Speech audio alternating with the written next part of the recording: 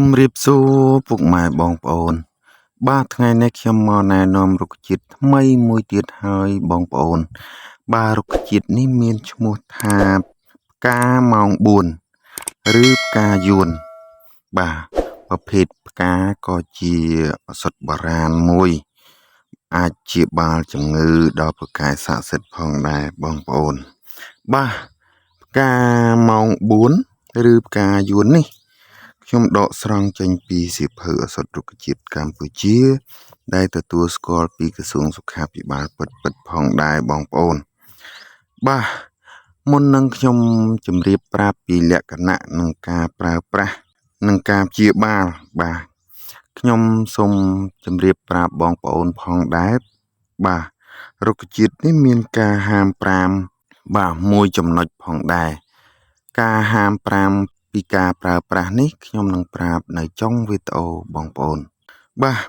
ឥឡូវយើងចូលមកដល់លក្ខណៈរបស់រុក្ខជាតិផ្កាម៉ោង4ឬផ្កាយួននេះបាទជាប្រភេទស្មៅបាទជាប្រភេទស្មៅកម្ពស់ពី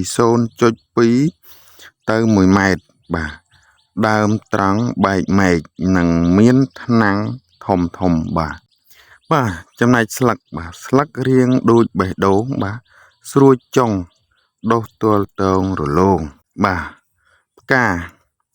កាមានពណ៌ស្វាយសផ្កាឈូកពណ៌លឿងក្លិនក្រអូបខ្លាំងនៅពេលកណ្ដាលយប់បាទឃើញថាពេលយប់ជ្រៅវាបញ្ចេញនៅក្លិនក្រអូបរបស់ផ្កានេះបាទផ្កានេះផងដែរបាទឆែកជា5បាទឆែកជា5ដំបកដោយផ្កាត្រកួនផងដែរបងប្អូនប៉ុន្តែគ្រាន់តែផ្កានេះមានពណ៌ផ្កាឈូកផងទៅបងប្អូនបាទហើយមានទ្រង់ទ្រាយវែងជាងការត្រកួនបងប្អូនបាទចំណែកផ្លែបាទផ្លែទុំមានពណ៌ខ្មៅមូលសម្បកជ្រួញនៅក្នុងផ្លែមានម្សៅរីឯកន្លែងដាំដុះវិញបាទគឺដុះតាមគ្រាប់គេដាំលម្អសួនមកឃើញថានៅកន្លែង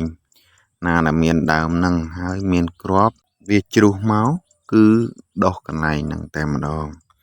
ប៉ុន្តែពេលខ្លះគេអាចប្រមូលគ្រាប់នេះយកទៅដាំនៅសួនផ្កាឬក៏មុខផ្ទះផងដែរបងប្អូនបាទផ្នែកប្រើប្រាស់សម្រាប់ធ្វើជាឱសថនោះគឺយើងយករុក្ខជាតិទាំងមូលតែម្ដងបងប្អូនបាទចំណែករសជាតិវិញសាបឡែមបាទធាតុត្រជាក់ឥឡូវយើងចូលមកដល់ការព្យាបាលបាទការព្យាបាលហ្នឹងគឺដុសសាច់បំពង់កបាទអ្នកជំងឺដុសសាច់បំពង់កគឺត្រូវហើយបងប្អូនបាទរលាកផ្លូវនោមនិងផ្លូវបន្តពូជរដូវមិនទៀងក្អកធ្លាក់ឈាមទឹកនោមផ្អែមប្រើខាងក្រៅបាទមិញ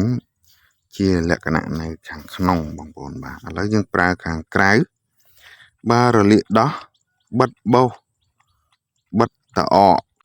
ចំណែកផ្កាជាបាលក្អកធ្លាក់ឈាមបាទក្អកចេញឈាមក្អកធ្លាក់ឈាមនេះគឺត្រូវហើយបងប្អូនបាទខ្ញុំសូម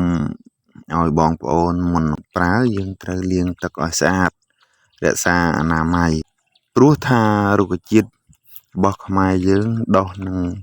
ផ្ទាល់ដីវាអាចមានមេរោគតោងអីចឹងទៅបងប្អូនឥឡូវយើងចូលមកដល់កម្រិតនិងរបៀបប្រើបាទគឺយើងប្រើឫសបាទឫសពី15ទៅ20ក្រាម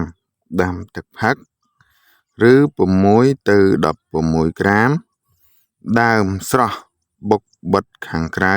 ឬដាំឲ្យពុះយកទឹកលាងឥឡូវយើងចូលមកដល់ចំណុចសំខាន់ដែលការហាម5បងប្អូនបាទការហាម5នោះហាមផឹកចំពោះស្ត្រីមានផ្ទៃពោះបាទ